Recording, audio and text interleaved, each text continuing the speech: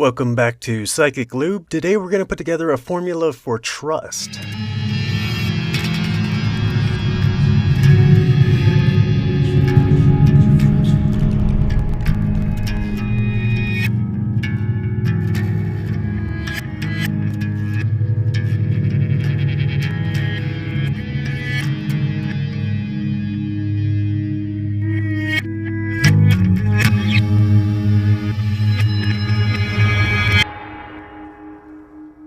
People are naturally selfish, and yet we let ourselves down all the time. So how the heck can we trust each other?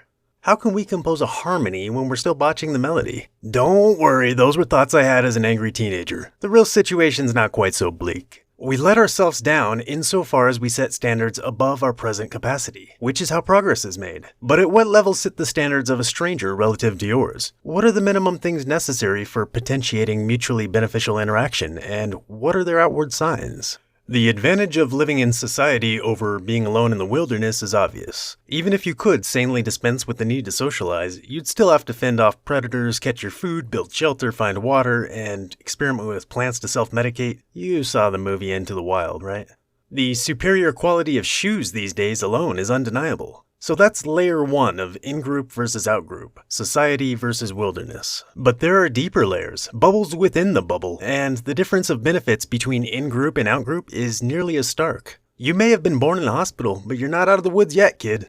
Just as communities of people work together to dominate nature, so do smaller communities work together to dominate other people. And there are so many of these that a mere individual without a network is, with rare exception, sure to be subjugated and consigned to physical labor. Society is a second wilderness, exploited by communities. If you're not lucky enough to have been born with access to elite fraternities or get invitations from secret societies, you can still enter a second layer fold of society by making what I call the religious spit shake, which I'll discuss in the next episode. If that's not to your taste, the alternative is to network as a free agent, forming a select community around yourself rather than appending yourself to a pre-existing community. Such a proposal confronts the individual with the personal question that answers the larger question of how communities form in the first place. How do I know who I can trust?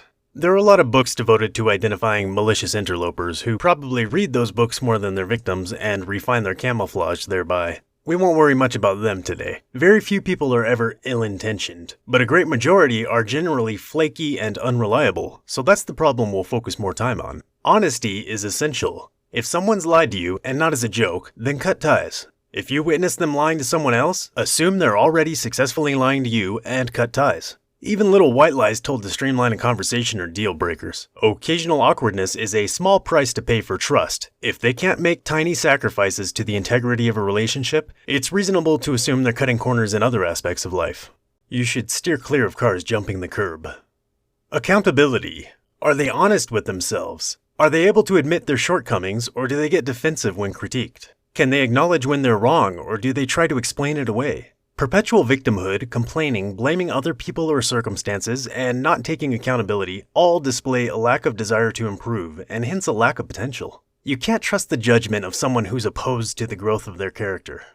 The next big one that comes to mind is competence, which we could maybe split into self-awareness, conscientiousness, time management, skills, and adaptability, but I'm not going to worry too much about categories right now, and instead just sort of explore this territory freestyle. If I trust your competence, I don't need to take stock of all your resources to know whether you can do a thing. It's your responsibility to estimate your own capabilities. I only need to ask you. A competent person doesn't make promises outside the scope of what's physically possible for them.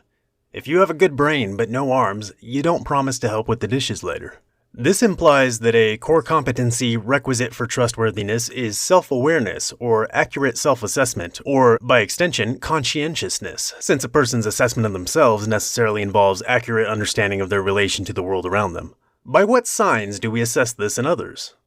That they keep their word, not giving it unless they're sure they can and will follow through. That they don't try to answer until they can do so decisively. That they show up on time, having the awareness to manage time by accurate estimation of how long things will take and prioritizing accordingly. That they maintain fitness, health, and hygiene, showing they care enough about their future to put in an effort to prolong it. That their person is groomed and their property organized, everything tidy and clean and easily locatable, again demonstrating a proactive mastery of time. That their speech is clear, accurate, meaningful, and thoughtful. That they're aware of their surroundings. that they aren't victim to any vices to the extent that their life is thrown out of harmonic balance. In short, they appear intelligent and well put together. It is by such signs that we have reason to trust they may actually possess the professed degree of whatever other competencies they lay claim to, like mathematics or surgery. A book's cover doesn't tell the whole story, but it says enough to let you know if it's worth looking into. Go ahead and judge a little. You probably noticed that we got the crucial stuff out of the way several minutes ago and started splitting hairs already. That's okay, we're just brainstorming ideas. Let's riff some more. Humor. Are they more often upbeat or negative? Can they take a joke? Can they poke fun at themselves or unfavorable circumstances? Are they quick to anger? When they enter a room, does the amount of conversation taking place increase or decrease? Do they bring energy to the table or drag morale downward? Creativity, ingenuity, insight. Do they provide unique perspectives in casual conversation or when brainstorming solutions in a more professional setting? How do they hold up when confronted with situations presenting challenges beyond the scope of their expertise? Have they demonstrated a capacity to adapt to changing circumstances? Now, I know there's no way I covered everything that matters, so if there's something eating at you that I left out, please drop me a hint in the comments, and I'll credit you when I incorporate it into this episode's periodic rewrite. And I don't expect everything that matters to me to matter to you. This essay isn't a gold standard of social judgment, but more of a prompt to get you thinking about what your own standards are or could be. Also, that someone important to you isn't following all your standards to the letter doesn't necessarily mean you need to abandon them. If that's your go-to response, you'll end up alone pretty quickly. Nobody's born with the wisdom to coordinate seamlessly with others. We're all trying to navigate murky social waters every day and still learning as we go. It's worthwhile to invest in one another. If someone can recognize when they've made an error and accept or seek advice to prevent repeating it, then a blunder becomes a bonding experience. You have to give trust to get it, and second chances are exactly that type of opportunity. That might involve you speaking first. We all have blind spots. It doesn't need to be a formal intervention or a hostile confrontation, but it shouldn't be some obliquely passive-aggressive approach either. Be direct, but don't be rude about it. Maybe you had a blind spot in that scenario too. Give them the benefit of the doubt and lead with an apology of your own. I probably didn't communicate this clearly enough, or I'm sorry if you had something else going on that I didn't pick up on. I probably wasn't paying enough attention. And go from there. If you can't let down your ego shield in front of them, why should you expect them to? A person worth investing in won't let you take the blame if any part of it is properly theirs. That's it now. Get out there and be somebody.